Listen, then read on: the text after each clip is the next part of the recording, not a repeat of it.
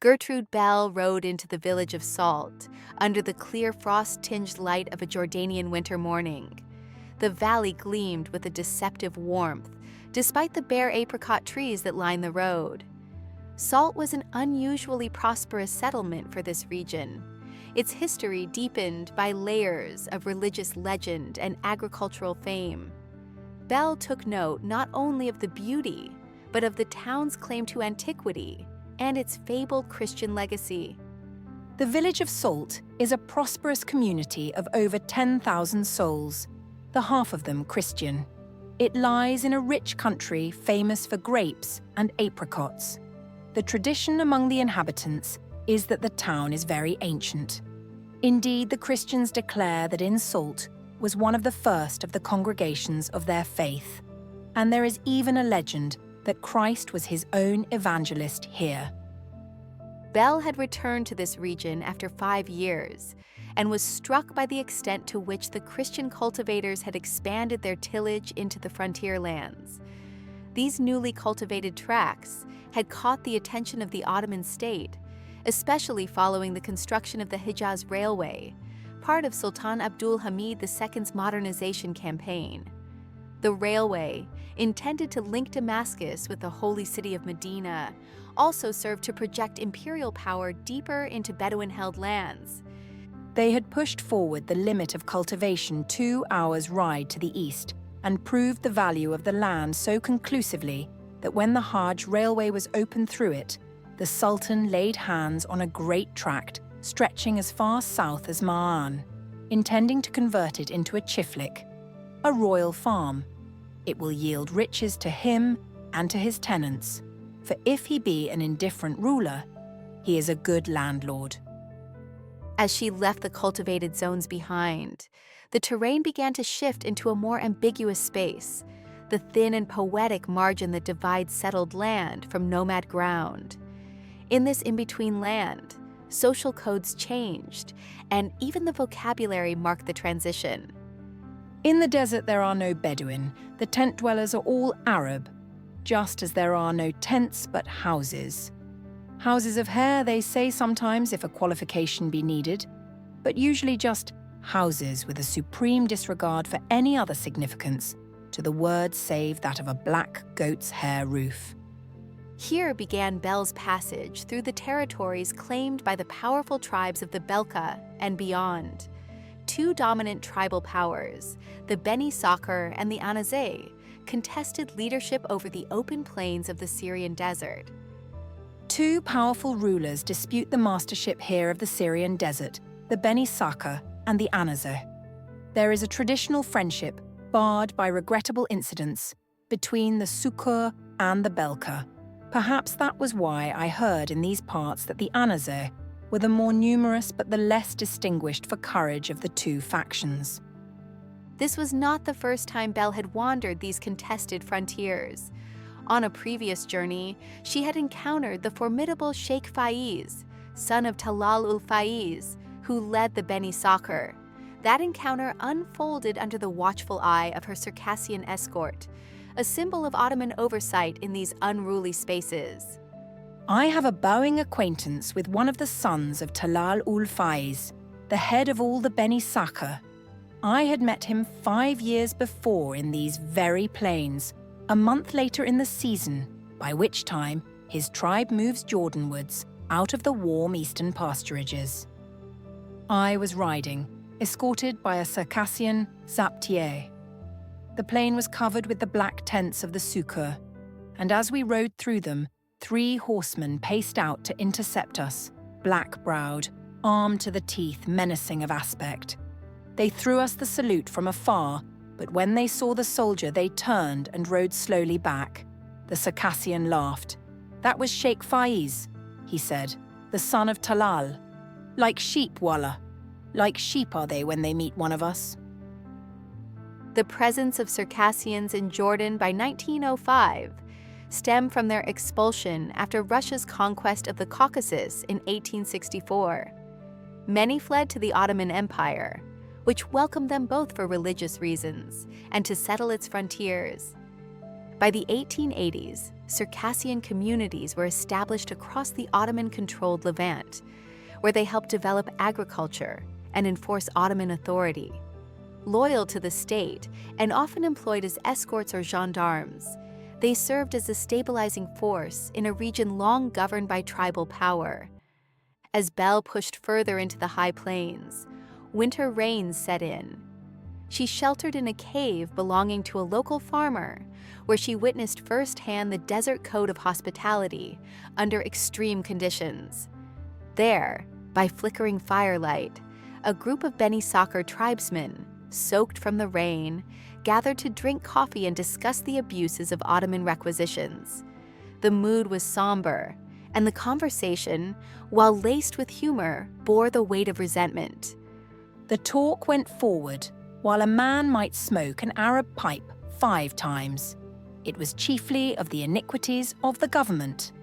The arm of the law, or rather the mailed fist of misrule, is a constant menace upon the edges of the desert. This year, it had been quickened to baleful activity by the necessities of war. Camels and mares had been commandeered wholesale along the borders without hope of compensation in money or in kind. By the early 20th century, the Ottoman Empire was stretched thin by rebellion and decline. In Yemen, tribal insurgents resisted Ottoman control in a costly, drawn-out conflict, while in Albania, nationalist revolts challenged imperial authority. These crises drained resources from the center, prompting the state to extract what it could from peripheral provinces, often by force. For many tribes, the empire's reach was felt as extortion rather than governance. When the storm relented, Bell resumed her explorations, arriving at Ziza, a site once fortified by the Romans and later occupied by Egyptian troops in the early 19th century. This Egyptian occupation was part of Muhammad Ali Pasha's expansion into Greater Syria from 1831 to 1840, an episode where the semi-autonomous Ottoman vassal in Egypt defied the Central Empire, taking Damascus, Jerusalem, and Acre. The Egyptians introduced reform and modernization, but also harsh conscription and taxation, and they withdrew only after concerted European and Ottoman pressure. Their brief rule left a trail of destruction in the ancient monuments. Ziza was occupied by a garrison of Egyptians in Ibrahim Pasha's time, and it was his soldiers who completed the destruction of the ancient buildings. Before they came, many edifices, including several Christian churches, were still standing in an almost perfect state of preservation, so the Arabs reported. That evening, she accepted an invitation to dine in the tent of Sheikh Nahar of the Bani Sakhr. There, she observed the refined etiquette of tribal life, the fluidity of space in the goat hair tents, and the dignity with which even the poorest among the tribes received their guests. The tent filled with guests, including 3 Sherarat tribesmen, a powerful but socially ostracized group known for their breeding of camels. Nevertheless, they were received, warmed, and fed. They were thick-set, broad-shouldered men with features of marked irregularity and projecting teeth, and they were cold and wet with rain. Room was made for them in the circle round the hearth, and they stretched out their fingers to the blaze while the talk went on uninterrupted, for they were only 3 men of the Sherarat, come down to buy corn in Moab, and the Sherarat, though they are one of the largest and the most powerful of the tribes and the most famous breeders of camels, are of bad blood, and no Arab of the Balqa would intermarry with them. Suddenly, a young man arrived, tall, handsome, and commanding in his quiet demeanor. He was Gablen, cousin to the sheikh of the Daja tribe. He entered the tent but declined the food. Only later did Bell learn why.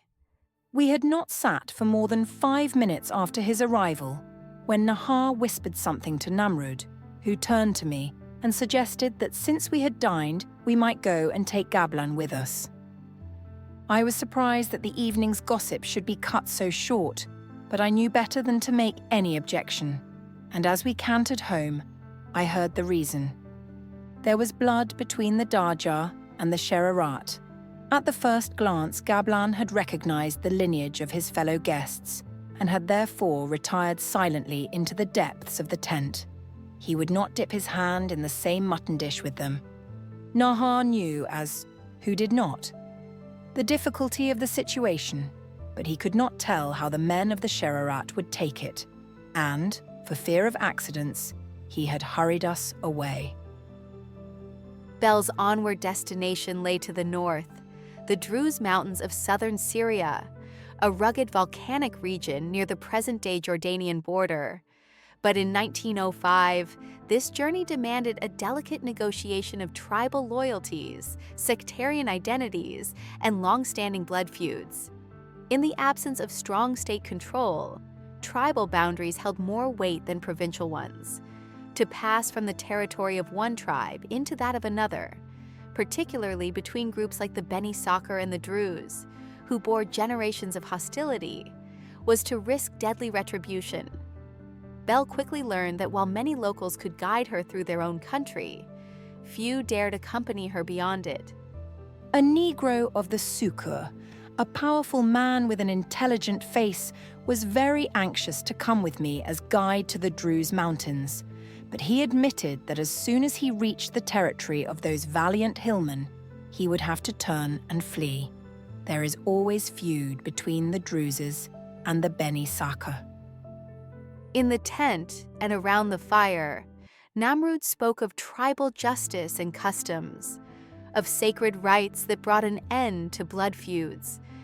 Now, when they wish to bring a blood feud to an end, the two enemies come together in the tent of him who was offended.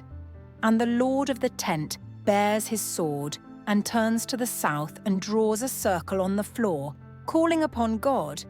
Then he takes a shred of the cloth of the tent and a handful of ashes from the hearth and throws them in the circle, and 7 times he strikes the line with his naked sword. And the offender leaps into the circle, and one of the relatives of his enemy cries aloud, "I take the murder that he did upon me." Then there is peace,